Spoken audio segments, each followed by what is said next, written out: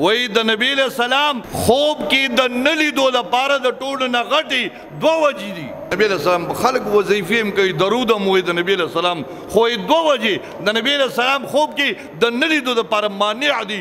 یو د سترګو حفاظت، د نظر حفاظت چې نه د نبی علیہ السلام دیدار نشي کولی. د سترګو حفاظت، د سترګو حفاظت. النظر سهم من سهام ابلیس، دا نظر غشی دی. نن زما نوجوان، زما بوډا، زما مسلمان نور زنانا رشکه کې بناستی دی ورپسې ګاډی چې کم دی سلو سلو خوشي کړي چې زه لیدلو کما. نو د نبی علیہ السلام د نلیدو لپاره یو څه شی دی؟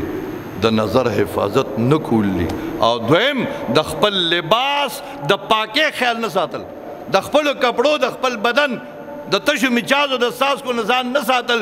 نبی علیہ السلام وی خبردار امتیانو، د تشو مچازو د ساسو نه ځان ساتئ، زیات عذاب قبر د تشو مچازو نه دی.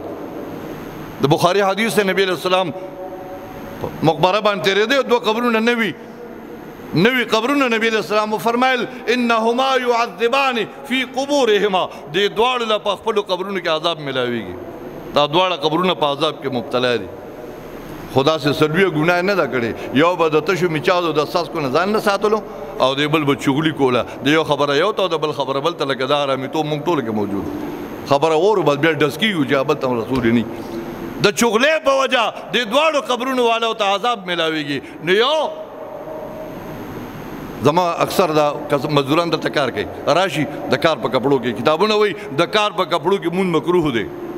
د کار په کپړو کې چې ستا کپړې صفا دي، خذو زینتکم عند کل مسجد، الله وایي د هر مانځه وخت کې نوې کپړې اچوه، پاکې صفا کپړې اچوه. نو دوه څیزونه د نبي علیہ السلام د خوب د نه لیدو دپاره دوه څیزونه دي.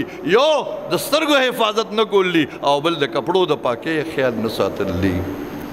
د زما عزتمندو د نبی علیہ السلام یو ارشاد، یو خبره، هغه زما د خدای په ذات قسمی. نو مرګي ته وی حالات داسې نو ما ورته وی دغه خبره مې وکړه. مونږ کې د نبی علیہ السلام اتباع نشو، مونږ د ګیرو نه څه جوړ کړي دي، مونږ د ګیرو نه څه جوړ کړي دي. په سپینه ګیره خپې مې په قبر کې دي، خو د ګیرې نه قلاریږم نه. ګیره نه مکینچې نیولي. بوډاګان د خدای په قهر اخته دي، بوډاګان هم ګیرې نه اوږدوي د نبی علیہ السلام. اور چې کم کس د نبی علیہ السلام د قبضې د دغه نه ګیره کټ کوي، دی به د نبی علیہ السلام زیارت نه کوي، په قبر کې به هم د حضور ملاقات نه کوي. دا وړې خبرې نه دي زما عزتمندو، دا ډېرې لویې خبرې دي. او کاش چې موږ وورو د نبی علیہ السلام د سنتو د اتباع لپاره اخیري او عمل ځان سره والي چې زما د حضور علیہ السلام سره محبت وي، زما د حضور علیہ السلام سره اتباع وي. نو د درود کثرت کوي، درود کثرت سره صلی الله علیه و آله وسلم، کثرت سره درود وای. الله پاک با د درود په برکت باندې ستا په زړه کې د حضور علیہ السلام محبت اچوي، او د ګناهونو نه به د الله نفرت نصیب کوي. نو زما عزتمندو نننۍ موضوع وه د حضور علیہ السلام اتباع. انشاءالله که زندگی وه په دې به درې څلور جمعې مخکې نور هم بیان کوو. ناشنا واقعات پکې دي. الله یې د عمل توفیق راکړي. واخر دعوانا ان الحمد لله رب العالمین. اللهم لك الحمد كما ينبغي لجلال وجهك وعظيم سلطانك.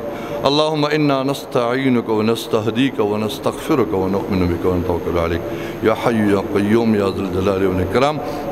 يا إلهنا وإله كل شيء، إلها واحدا لا إله إلا أنت، برحمتك يا أرحم الراحمين.